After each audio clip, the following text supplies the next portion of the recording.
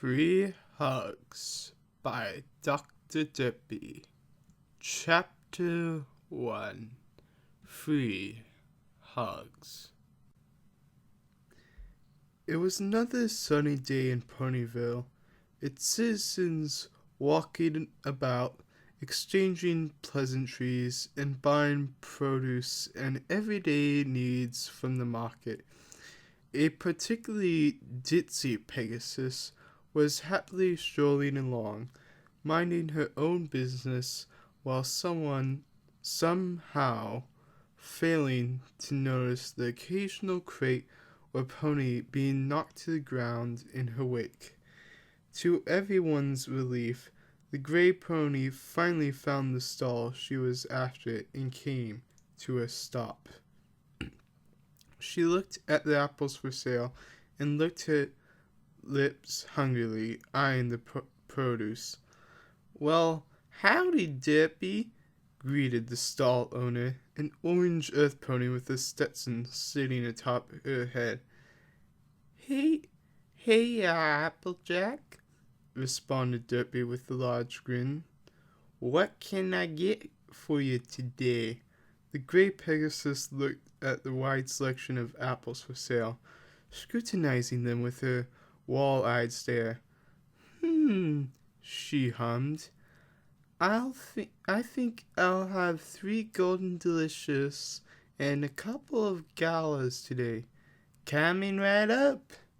With a dexterous flick of her hoof, the apple seller picked up the required apples and dropped them into one of Derpy's saddlebags. "That'll be 3 bits," smiled Applejack. As Derpy was about to search for the right amount of currency, she noticed a discarded cardboard box lying behind the stall.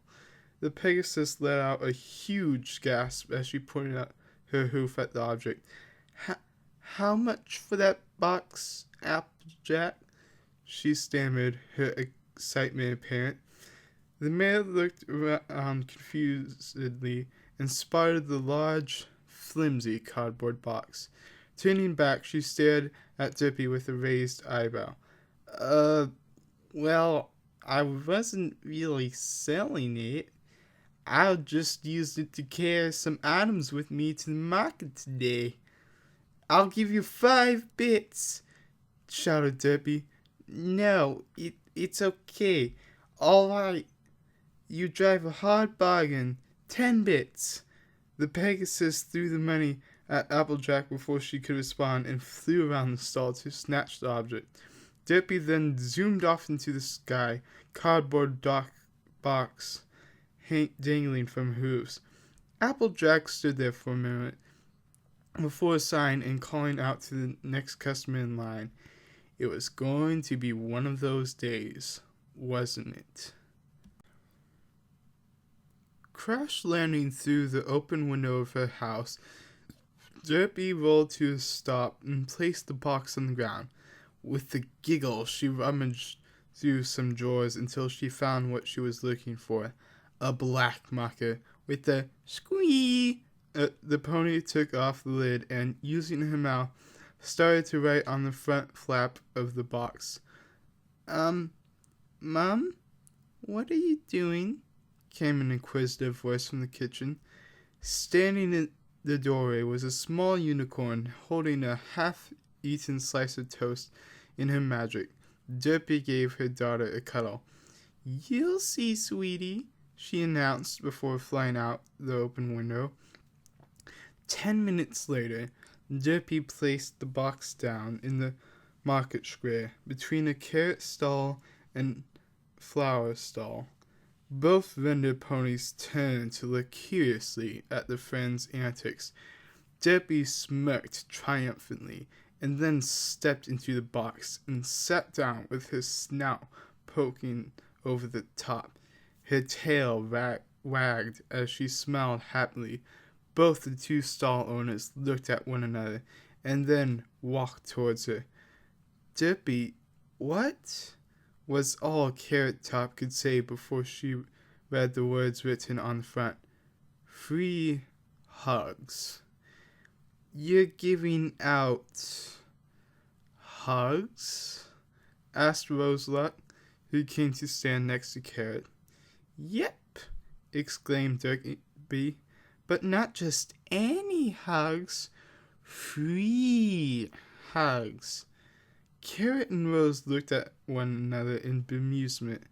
Carrot scratched the back of her head confusedly. Do you normally charge for your hugs? Derby let out a cry of shock. I would never do that.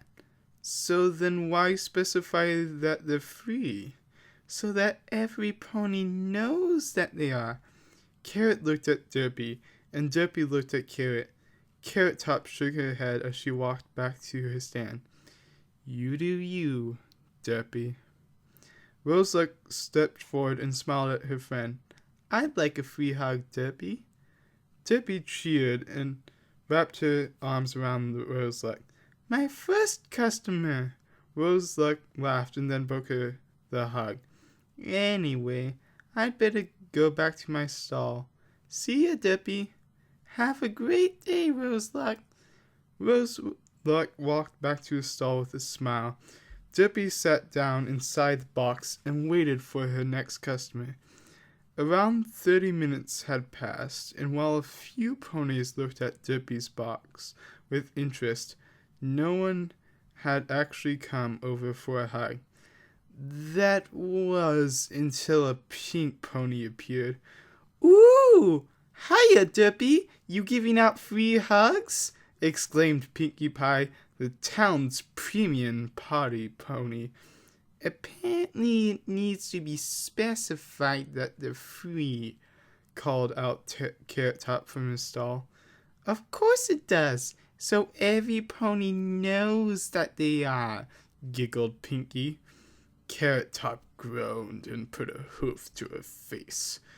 Pinkie gave Derby an extra hug and then continued on. A few ponies who had seen the party pony accept the hug came over to see what all the fuss was about. The bubbly Pegasus was more than happy to oblige. Before long, there was a small line in front of Derby's box. Carrot Top was looking over in ever-increasing bewilderment. The day carried on, and it seemed that more than half of the town had received one of Derby's hugs. Why don't you come get a hug, Carrot Top? Asked Derby when the line had thinned. Carrot had been staring at Derby for a while now and looked away in embarrassment. No, I'm alright, Derby. I don't need any hugs. Don't be silly. Every pony needs hugs, at least sometimes, countered the Pegasus. Before Carrot could respond, the ground shook. Bang! What is that? Cried Roseluck. Bang! Ponies looked around in alarm as the shaking got louder and louder. The large, rumbling footsteps shook the surroundings as a massive creature came into view. It was an evil-looking monster, standing on two legs. It had jet black skin and blood-red eyes. Hello, puny ponies.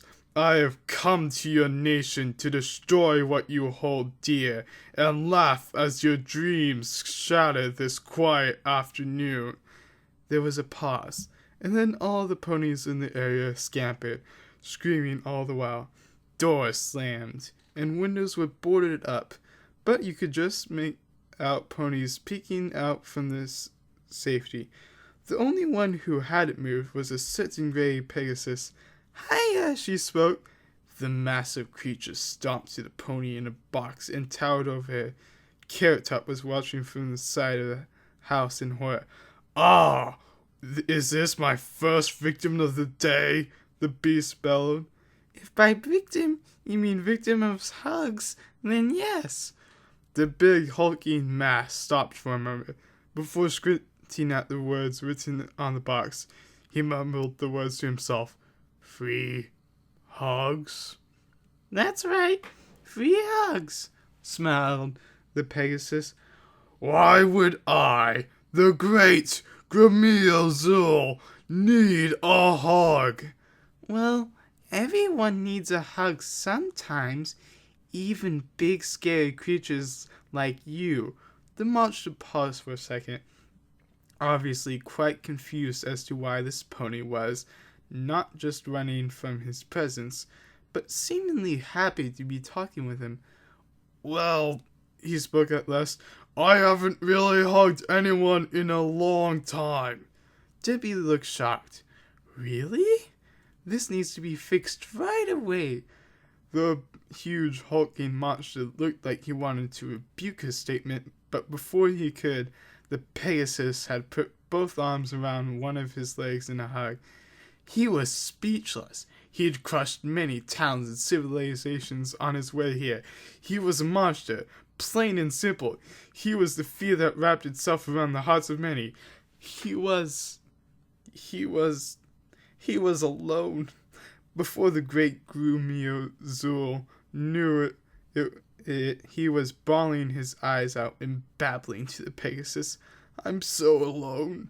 I haven't had a friend in over a century, and no one talks to me, not even the other villains of this world. They're all too scared of me. Debbie patted the monster on the leg with a sympathetic expression. There, Mr. Zul. It'll be all right. Debbie helped the monster pull himself together, and the two talked for a little while before they parted. Thanks for the kind words, miss. You really are a great pony, Grumio Zul said. No problem, blushed Debbie. I'm just glad I could help you out. He gave her a smile and then walked back the way he came, whistling as he did.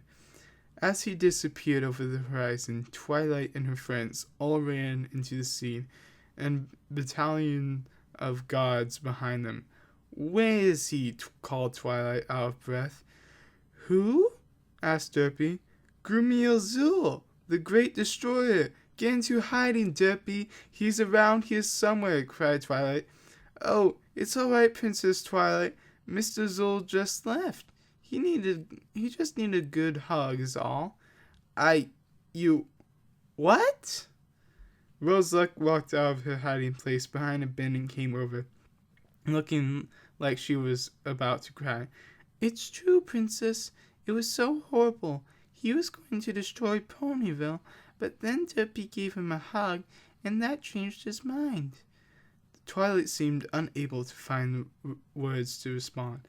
In the end, she did the biggest of face serves, and her friends all sighed in relief, except for Pinky, who was giggling happily and bouncing on hers. You idiot, Derpy, came a voice from behind the Pegasus.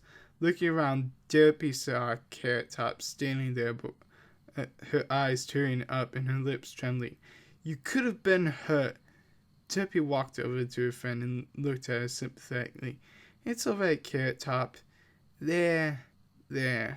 And she gave her friend a free hug.